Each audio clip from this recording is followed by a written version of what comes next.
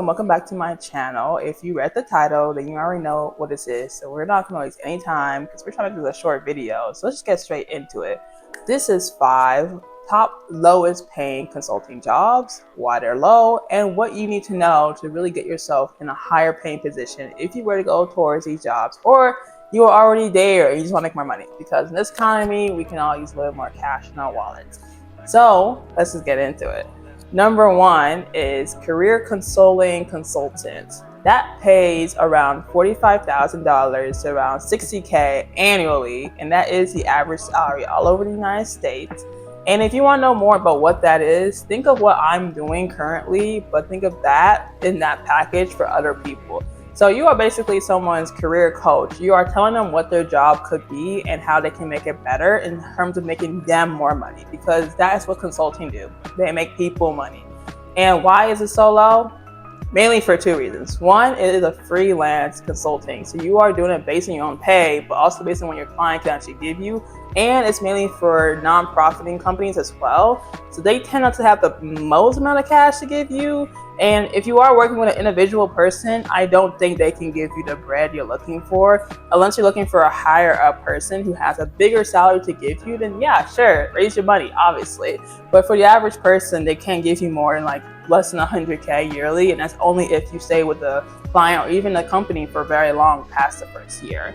But if you do want to get this client or even yourself to get more money out of the way, I would say going for more social media route, showing off what your consulting is, because a lot of people, they tend to keep it on the down low for a lot of obvious reasons for what you're doing with your client, especially if it's one person. But if you do want to grow and you want more clients, because that's how you get more money, I would obviously show it off on social media, whether it's TikTok, Instagram, YouTube, whatever. That way more people see what you're doing, you're more qualified, you can get even a certification on your belt, because I don't know how these lifestyle coaches do it, but some of them are raking in like over 300K a year, and that's just based on their like salary they're giving the clients, not even like social media or analytics or anything like that. So whatever they're doing is clearly working, and in their regard, they will be considered consultants in their own right. So social media is the route I would go, because getting a license for it is great. I mean, obviously you want that, but you can get a license for most of the things I want to say here, except for like 1 or 2. And you really can't get any more money from it unless the client that you're working with tends to even have the money to give out. So I would use social media as a route to even get there. Okay, number 2 is social media consulting, and they pay anywhere from $45,000 to $65,000, which makes it slightly higher than consulting, which obviously, like I already said, you can make more money if you do go social media route, but career consulting and social media consulting is very different things. With career consulting, you're consulting someone on their career, right? How do they make themselves money and see themselves in a higher paying wage? And social media is how do you grow someone's business online? That's literally what social media marketing and managers do all the time. That is what you do if you have a portfolio and you want to show off to many people, like, hey, I can work for you. I can make this small business look like it's Amazon, right? That is what your job is. But obviously with these type of jobs, it's oversaturated.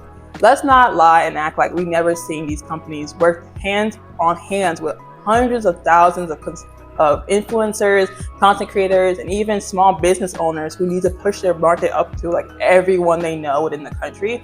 And the only way they can do that is to literally have people from outside looking in. And that's how they get them from the consulting route. Now, obviously, if you want to make more money from this, you need to take on 1, more clients if you have the bandwidth for it. The average hours they have for social media consulting is really 20 hours, depending on how many people you have on, how much they expect, how many social media apps they want you to work on, yada, yada, right? Whatever. But obviously, if you want to make more money, raise your rates. No secret that these companies can pay you big bucks, right? Whether it is a client who's needing you for social media, or it's a company that wants you to push their brand out to more people. Like, these people have the budget to spend on it. So why not spend on you, especially if you're the reason why a lot more people are willing to look on their pages. So if you can do that and you don't want to look for more clients, I would go for that. But obviously you need portfolio, so you should get to that portfolio. Portfolios are obviously what we mostly know, but they are showing off how well you are able to grow a page, whether your own or someone else's, on the biggest TikTok, on the biggest social media platforms that we have out there, and also showcase to the audience and even yourself how well you are at pushing someone else's social media account to the best it could be without being paid, because that is the best way for most people to really know if you're legit, because if you're being paid for it, then you can't really talk about it with a lot of clients because of NDAs. But if you are willing to go that route, that is the best case scenario of what you can do to make yourself look more achievable and also have a higher salary. But let's get on to number 3. Nonprofit consulting, and they pay anywhere from $55,000 to $70,000 annually as an average salary. Now, it's a little confusing and definitely a little bit more shocking because compared to social media, they do pay you out a little bit more on average, right? The highest for social media was literally $60K, and this one can be $70K if you're in a good spot, right? But with a lot of non-profit, they're all government owned. So they have their own they have their own budgets constrained that they have to deal with. That does not include even having a consultant, someone on hand to help them out. But for these type of companies that even have consulting on the job, they can be very beneficial, especially if you want to work for a nonprofit or you really care about certain activism groups out there and you want to have your say so, maybe because you worked on it for so long, or you want to have your hands in different pies and you want to see what you can do with it. But with the pay, while it is livable pay, because 55 to 70K is higher than the average American salary in the United States, it is nice if you had a certification that got on with it.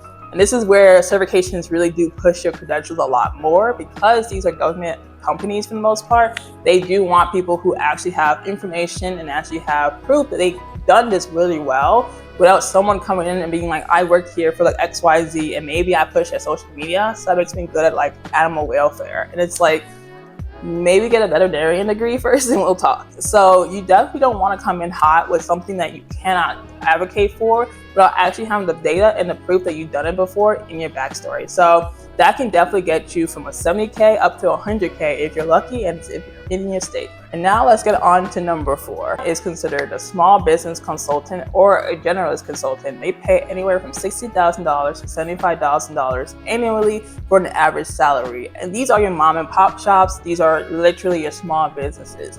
Now, you might be wondering, what makes them different than a social media consultant? Because wouldn't they do the same thing in terms of what they offer? And the answer is, in some regards, yes. But obviously, if you're a social media consultant, you're not really working with the businesses. You're not helping them figure out how to get more products to reach more people and how to get their supply chain to actually make those products either faster or even out to be more availability ready.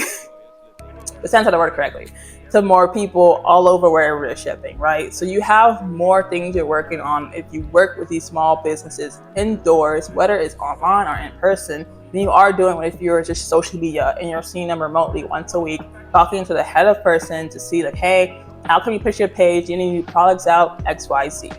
So obviously the pay here is a lot better than social media and definitely somewhat better than nonprofit.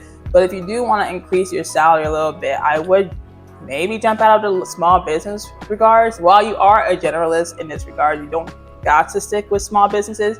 You can go with the bigger ones, maybe not the Amazons and the Googles and the Whole Foods, so maybe like smaller ones that are in your stores or even around your neighborhood. Some corner stores might even need a corner consultant. They can even pay you out for it if they really need to, but you do need some sales experience, supply chain experience, have that research and certifications, that word again, to back up really understanding of what you have and not just tell them like, hey, you should order like 300 pounds of whatever you're selling for the next week because I know a lot of people who want to buy it. That is not credentials, and that might even kill the business themselves. And while you're not liable for any of it, if you don't have a contract signed, you might not have the best resume or best portfolio if that continues to happen in the long run. So it is nice for having a certificate in these regards, because you do want to have your little salt in the grain and have the indoor knowledge of like what you're talking about, because we can't go around spreading misinformation. There's already so much of it online for free. Let's at least get paid to say the truth here. But let's get on to our last one, which is number 5. Mainly our most tedious consulting job, but also our most rewarding consulting job, and that's coming up as entry-level HR consultant. And they make anywhere from $65,000 to $80,000 per year as an average salary. And while it is paying the most out of all of these, and yet still under 100K as entry level, because that is what it's called, or associate HR consulting as well, It is also seen as mainly admin work, so you're not really working with a lot of clients or even a lot of customers and helping with their actual job. You are really just helping out with any complaints or any product that they have, working on with the people and helping them push it forward in case you are doing any HR work. So literally just think of HR and just slap the word consultant on it, and that is what you're doing. Maybe not for the same amount of hours, definitely not for the same amount of pay they're making, but you are working in-house. So this is not like the freelance that I said for every other job on this list, and you are not doing as much strategic work, so they might not really see you as someone who can change the game up for them. You're really someone who can just do the work they don't want to do. So that is why I call it tedious, but they do pay out the most. So if you don't mind that, I wouldn't really necessarily knock it out the woods, especially if you are able to get it on your first try, because who wouldn't want to have a job? No, please tell me.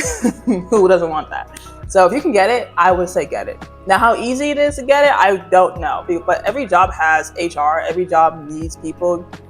Do the tedious work for them, because as great as AI is, it can't do everything. So, yeah. But anyway, that is the top 5 lowest paying jobs, which concludes with our last week video, which was the top 5 highest paying jobs. So that is a wrap. But we made this video under like 20 minutes, which is amazing for me. Let us know more what you want to know in this industry and what other videos you want me to make, because while I'm in the sphere of consulting, there's a lot even I don't know, because I've only been in this for like 2 years in one category, and there's so many categories to choose from that people don't talk about. So I like to unveil all the secrets and really show you what's underneath the wool, because at some point, while this is a great career to be in, there is always the ups and downs every job has, and not everything needs to be glamorized for people to understand. Like, you either want it or you don't, and that's as simple as that. So thank you guys for watching this video. Remember to like, share, and subscribe this video for my next upload this week or next week, and I'll see you next time. Bye-bye.